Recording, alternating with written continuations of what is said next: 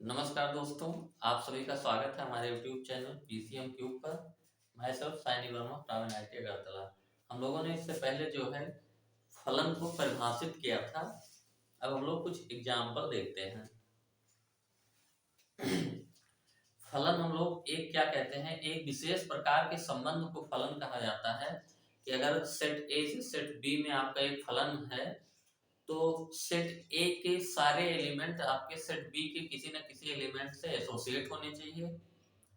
पहली कंडीशन ये होती है और दूसरी कंडीशन होती है कि सेट ए का एक एलिमेंट केवल और केवल सेट बी के केवल एक एलिमेंट से एसोसिएट होगा। और मशीन मॉडल में हम लोग कैसे समझते हैं कि जो सेट ए होता है वो इनपुट होता है और सेट बी आउटपुट। तो हर इनपुट का जो है आउटपुट होना चाहिए, यानी सेट ए के एलिमेंट सभी इनपुट का आउटपुट होना चाहिए और किसी भी इनपुट का एक से ज्यादा आउटपुट नहीं होना चाहिए। तो एग्जाम्पल नंबर 10 आपके सामने लिखा है कि n प्राकृतिक संख्याओं का समुच्चय है और n पर परिभाषित एक संबंध r इस प्रकार है कि r इक्वल टू सभी x y यानी x y क्रमिक युग्मों का समुच्चय, जहां y इक्वल टू क्या होगा 2x और x y दोनों क्या होंगे आपके नेचुरल नंबर के सेट से होंगे। तो ये जो रिलेशन r है कि प्रांत सह-प्रांत परिसर निकालना है और फिर बताना है कि क्या यह संबंध एक फलन है कि नहीं है। तो हम लोग इसको करना स्टार्ट करते हैं। तो ये जो लिखा है कि n पर परिभाषित r है, n पर परिभाषित का मतलब क्या होता है आपका n टू n परिभाषित है। इसको ऐसे भी बोला जाता है कि जैसे हम लोग बोलते हैं कि समुच्चय a से b में एक संबंध r परिभाषित है, तो अगर समुच्चय n से n पे ही परिभाषित है तो इसको हम लोग ऐसे भी बोल देते हैं कि समुच्चय n पर परिभाषित यानी n टू n है। और n आपका इन्होंने बता दिया है कि ये क्या है, और वैसे भी हम लोग जानना भी चाहिए कि ये प्राकृतिक संख्याओं का समुच्चय है। और रिलेशन का आपका जो फार्मूला दिया है या जो समुच्चय निर्माण रूप दिया है, सभी x y का समुच्चय, जहां पे y क्या होना चाहिए आपका 2x होना चाहिए और x और y दोनों आपके कहां से होने चाहिए, नेचुरल नंबर के सेट से होना चाहिए। तो हम लोग इसको समझते हैं, यानी आपका जो x होगा वो क्या होगा, नेचुरल नंबर के का सेट होगा, सेट में से एलिमेंट होगा, x होगा। और y हमारा क्या होगा, y इक्वल टू क्या होगा, x आपका क्या होगा नेचुरल नंबर से बिलोंग होगा और y इक्वल टू क्या होना चाहिए 2x और y भी आपका कहां से होना चाहिए, नेचुरल नंबर के सेट से होना चाहिए, यानी y इक्वल टू 2x। इसको हम लोग ऐसे लिखते हैं, ये आपका रूल है कि x की वैल्यू अगर 1 है तो y की वैल्यू क्या हो जाएगी 2 इंटू 1 यानी 2, यानी 1 किससे एसोसिएट करेगा 2 से। अगर x की वैल्यू 2 है तो y की वैल्यू क्या होनी चाहिए 2 इंटू 2। x की वैल्यू 3 है तो y की वैल्यू 3 इंटू 2 होनी चाहिए। x की वैल्यू 4 है तो y की वैल्यू क्या होनी चाहिए 8 होनी चाहिए। x की वैल्यू 5 है तो इसकी वैल्यू कितनी होनी चाहिए 10। ऐसे ऐसे आप x की वैल्यू 1 लेते जाएंगे और उसके करस्पॉन्डिंग एक y आपका इस जो है रिश्ते को परिभाषित करता हुआ आपका एक y मिलेगा। और इन सभी y x और y क्रमिक युग्मों का आप समुच्चय जो है लिख लेंगे, वही आपका रिलेशन होगा।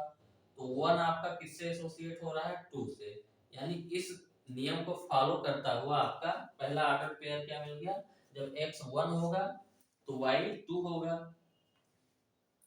x 2 होगा तो y 4 होगा, x 3 होगा तो y 6 होगा, x 4 होगा तो y 8 होगा, x 5 होगा तो y 10 होगा, x 6 होगा तो y 12 होगा और ये ऑनवर्ड ऐसे इनफाइनाइट तक जाता जाएगा। क्योंकि x आपका प्राकृतिक संख्याओं के समुच्चय से है तो प्राकृतिक संख्याएं इनफाइनाइट होती हैं, लेकिन इतने एलिमेंट लिखने से हमको एक आइडिया काफी कुछ पता चल जाएगा। तो अब हम लोग सबसे पहले निकालते हैं r के का प्रांत। प्रांत क्या होता है हम लोग फिर से रिवाइज कर लेते हैं, क्रमिक युग्मों के सभी प्रथम घटकों का समुच्चय आपका प्रांत होता है। तो प्रांत आपका हो गया 1 2 3 4 5 6 और ये आपका ऑनवर्ड ऐसे मिलता चला जाएगा, यानी ये सभी प्राकृतिक संख्याओं का समुच्चय आ गया, आपका ये प्रांत हो गया। सह प्रांत हम लोग देखते हैं क्या होता है।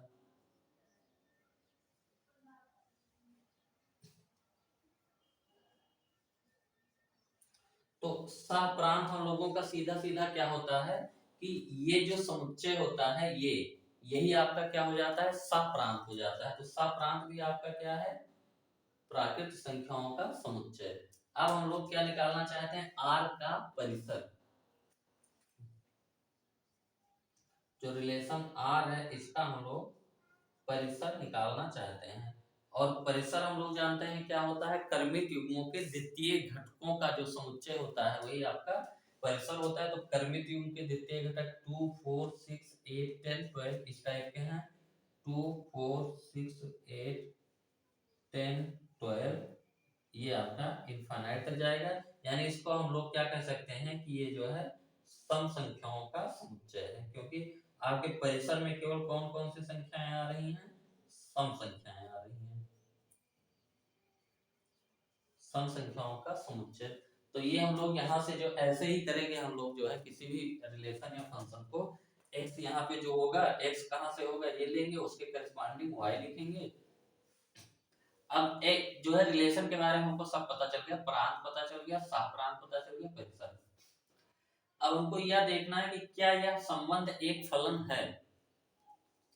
तो फलन होने के लिए दो पॉइंट होने चाहिए कि n टू n आपका ये रिलेशन डिफाइन किया गया है। तो अगर n के सारे एलिमेंट का क्या आउटपुट मिल रहा है, हाँ मिल रहा है कि n का आप कोई भी वैल्यू रखो तो आपका y की एक वैल्यू मिल रही है जो आउटपुट आपके इसमें मिल रहा है।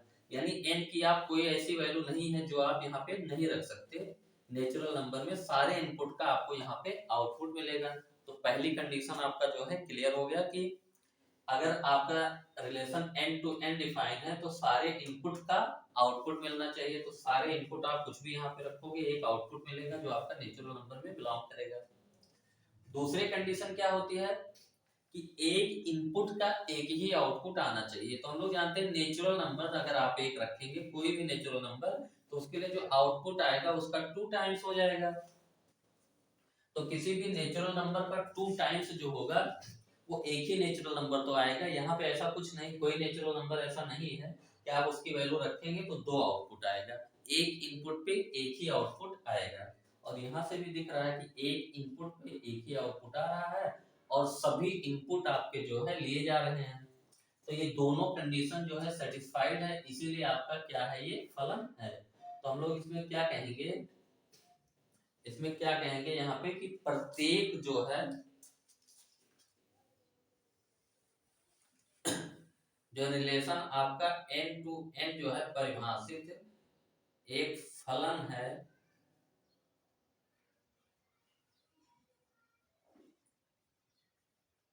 क्योंकि पहला हम लोग क्या बोलेंगे कि प्रत्येक, हम लोग ऐसे ही समझेंगे ये एकदम इजी पड़ता है, प्रत्येक इनपुट का आउटपुट है। और दूसरी बात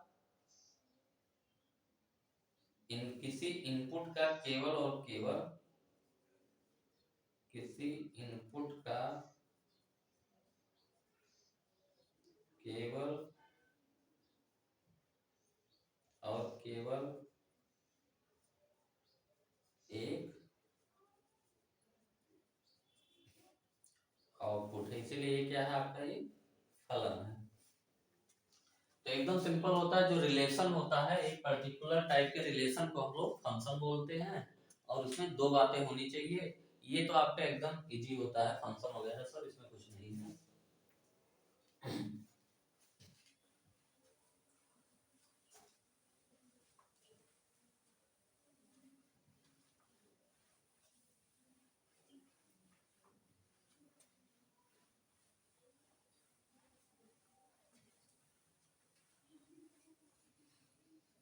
हम लोग एग्जांपल नंबर 11 आपका जो है लिखा है ये भी हम लोग कर लेते हैं। इसमें पूछा है कि कुछ रिलेशंस आपके दिए हैं, संबंध 1 2 3 दिए हैं आपके, पूछा है कि ये फलन है या नहीं है। तो अगर नहीं है तो क्यों नहीं है ये भी इसमें पूछा है। तो पहला हम लोग जो रिलेशन लिखा है उसको लिख लेते हैं। ये है 2 1 एक एलिमेंट 3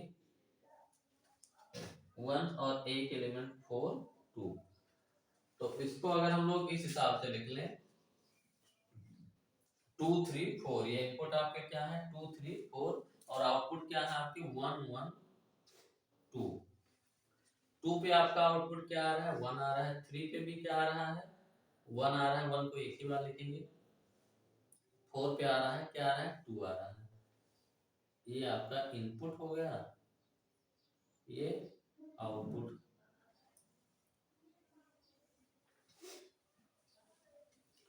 अब हमको देखना है कि ये फलन है कि नहीं। फलन होने के लिए क्या होना चाहिए, जो सारे इनपुट का आउटपुट मिलना चाहिए। कोई भी इनपुट ऐसा नहीं है जिसका